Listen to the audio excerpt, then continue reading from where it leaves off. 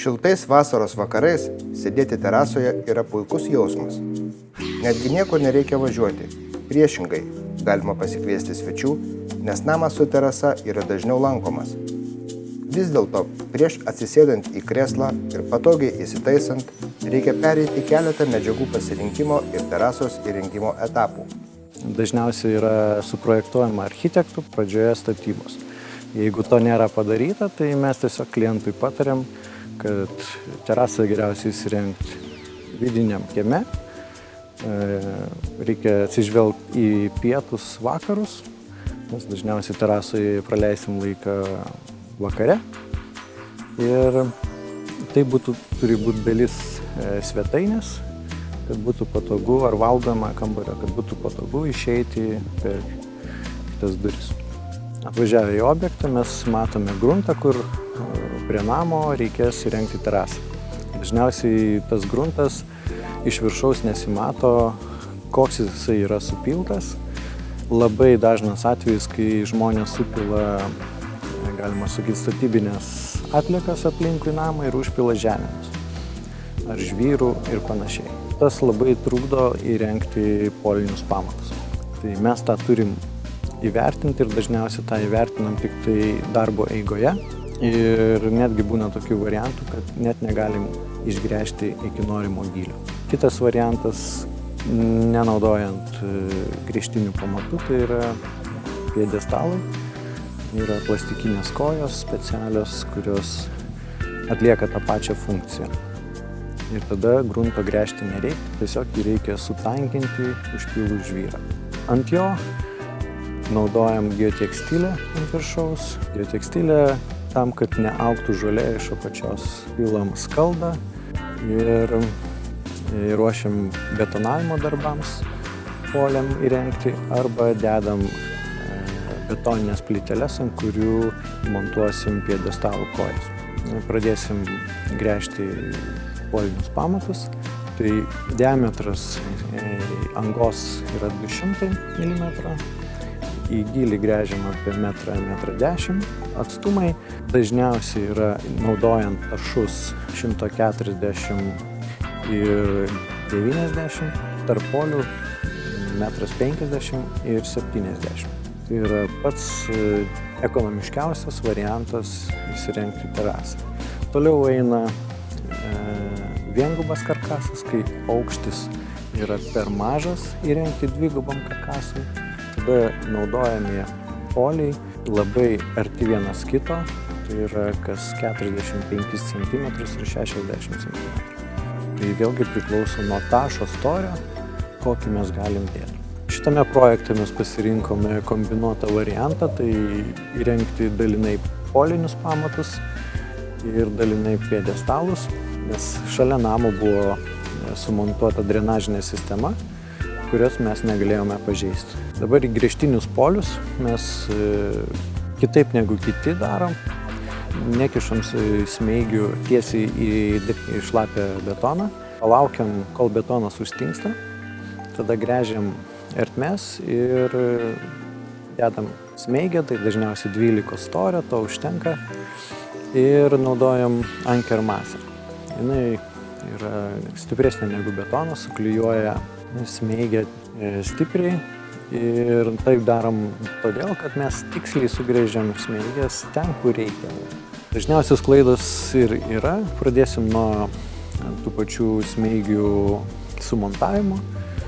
Kai įdeda į betoną, dar neuždžiūvusi, jos pakeičia savo per naktį buvimo vietą, tada neatitinka reikiamo lygio, kai montuojamas karkasas, jas reikia pergręžti, perdaryti, arba dar blogiausia, tai kabina labai mažai karkaso. Ir dažnas numoja į tai ranką ir palieka taip kaip yra. Kitos didžiausios klaidos, tai neįvertina karkaso atstumo, kad ir polius darydami, tarkim, kas 1,50 m, o galima realiai daryti kas 70. Tai gaunasi, kad per didelis atstumas panaudoja per ploną karkaso tašą ir pradeda terasa visą linguot laikui bėgant. Ką reikėtų žinoti dėl terasos, medinės terasos, kad labai svarbus atstumas nuo žemės ir terasos karkaso bei terasinių lentų. Tai turėtų būti ne mažiau 20 cm, tam, kad terasos visi elementai ventiliuotųsi, vėjas prapūstų ir būtų kuo mažesnis poveikis. Paminėsiu dar vieną didžiausią klaidą, kurią daro klientai Lietuvoje. Tai nepasidarę projekto, susibetonuoja grįžtinius polius, nežinodami, kokia bus montuojama terasa. Nes nuo terasos priklauso ir polių atstumai ir panašiai. Dar noriu paminėti, kad leidžiant galimybei geriau turėti projektą, tas projektas pagelbės užsakovui orientuotis, kas bus padaryta, kokios medžiagos bus naudojamos ir kokiomis kryptimis. Tiekėjui bus labai paprasta suskaičiuoti visas medžiagas, o mums kaip rangovui bus daug paprasčiau sumontuoti pagal tą projektą visus elementus. Mano patarimas būtų, kad reiktų taikyti tos pačios medienos karkasus. Duotuoju momentu, jeigu sudėjom termomedienos lentas, tai tokios pačios medienos ir karkasą dėti, tai jų ilgamžiškumas bus toks pat ir nereikės bijoti, kad apačioj karkasas jau genda, pūna yra, o lentos viršų yra vis dar geros. Tai prieš dedantis terasą reiktų visada pagalvoti, iš kokios medžiagos aš tą terasą darysiu. Nuo mūsų platumos ir kraštai yra paplitę, kad žmogus dėsis medinę terasą, nes tai medžiaga, kurios mes turim nemažai ir ją lengva gauti ir, sakykime, lengva netgi su ją montuoti. Tai aišku, šiais laikais tų medžiagų yra medienos rūšių galima gauti daugiau, ne vien tik mūsų įprasta pušė ir eglė. Yra atsiradusios ir medžio plastiko kompozito lentos, tai yra medžio medienos drožlių ir plastiko polimero mišinys. Ir dar galima naudoti ir visai po truputį populiarėja tropinės medienos terasinės lentos. Tai jūsų pasirinkimai įtakos, aišku, sakyčiau, piniginės dydis, nes tropinė mediena, kaip žinia, pas mus nelabai auga, reikia atsivežti iš vieno krašto ir iš kito krašto, tai gali būti pakankamai brangi. Pušinės lentos bus pigesnės, bet jos, minkštmedžio, kitaip pasakius, tai pušies ir eglė, bet jos reikalaus daugiau priežiūros šitos lentos.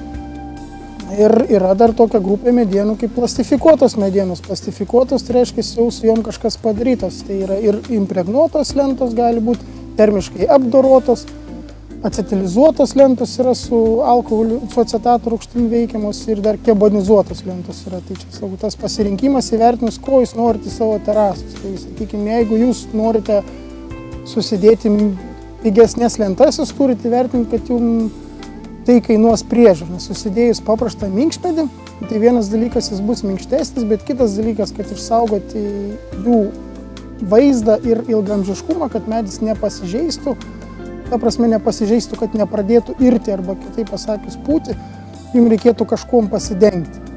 Pasidengimas, tai jisai visų pirma apsaugo ir nuo saulės, nes saulė nemažai daro žalos medžiui. Pasidengimas apsaugo ir nuo paviršinio pelėsio ir grybelio, kiek tai yra įmanoma. Ir pasidengimas apsaugo vien tik nuo purvo įsigeriamumo. Dažnai žmonės nusialyvuoja terasą pirmus metus ir toliau jos neprižiūri kokius 3 metus iš eilės. Ir visi sako, kad alyvuot buvo bloga ir panašiai. Tam, kad tos klaidos išvengti, tiesiog reikia alyvuoti terasą. Geriausia būtų rudenį ir pavasarį, bet bent jau vieną kartą per metus tai tikrai.